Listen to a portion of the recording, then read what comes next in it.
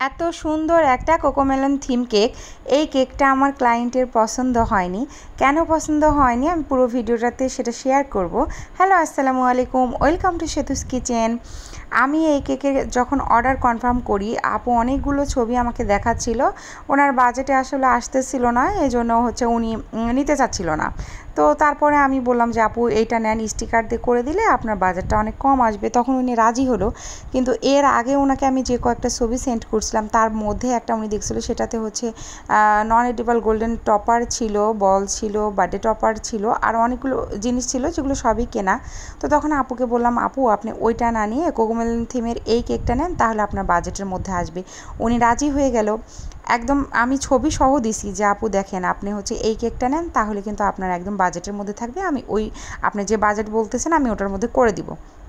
তো উনি রাজি হয়ে গেছে। আমি ওই অনুযায়ী কেক বেক করছি, ডেকোরেশন কমপ্লিট করছি। যখন ওনাকে আমি ছবি সেন্ড করছি, ওনার মন খারাপ। উনি বলতেছে আপু এই কেকের ছবি কেন দিছেন, আপনি না আমাকে বললেন হচ্ছে ওইটা মানে করে দিবেন ওই বাজেটের মধ্যে। আমি বললাম না আপু আমি ছবি সহ। তখন ওনাকে আমি আবার স্ক্রিনশট দিয়ে দেখালাম যে দেখেন আপু আপনি হচ্ছে আপনার সাথে কিন্তু আমার কনফার্ম হয়েছে এটা নিয়ে।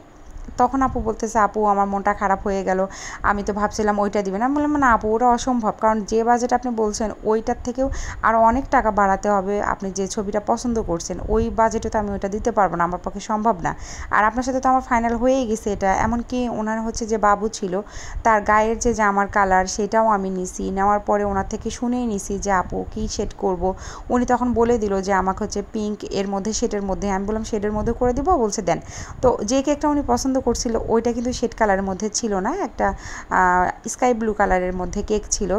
তখন উনি বলতেছে আপু আমি ভাবছি যে আপনি ওই জিনিসগুলোই হচ্ছে নন এডিবল টপার দিয়ে তৈরি করে দিবেন। তাই আমি বললাম আপু এগুলো কিভাবে, মানে এডিবল যে গোল্ডেন বলগুলো থাকে ওগুলো তো আর হচ্ছে আপনি টপার দিয়ে তো আমি বানাতে পারবো না, কারণ ছবি দিয়ে ওগুলো হয় না, ওগুলো আপনাকে কিনেই বসাতে হবে। তো একটা টপারের পিছনে যে মানে খরচটা চলে যাবে, আপনি যে বাজেট বলছেন সেটাতে আমার হবে না।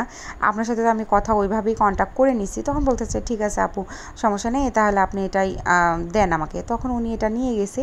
তো 2-3 দিন পরে আবার আপু হচ্ছে নক করছে যে আপু আপনার কেকের টেস্ট এত ভালো, সবাই এত বেশি পছন্দ করছে, লুকস টেস্ট দুটাই ভালো ছিল, কিন্তু তারপরেও আমার মন খারাপ যে ওই কেকটা আমি পছন্দ করছিলাম আমি নিতে পারি নাই।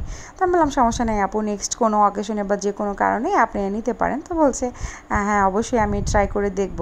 তো আসলে এইখানে একটু ভুল বোঝাবুঝি হয়ে গেছে। আপু এসএমএসটা ওইভাবে বুঝতে পারেনি। আমি কিন্তু ছবি সহই সেন্ড করছি যে আপনি এইটা নিতে পারেন, তাহলে আমি কোকোমেলন থিমের যে স্টিকারগুলো নন এডিবল দিয়ে করে দিব, তাহলে আপনার হচ্ছে বাজেটের মধ্যে থাকবে। তো এইটা ছিল কেকের হচ্ছে একদম ফাইনাল লুক।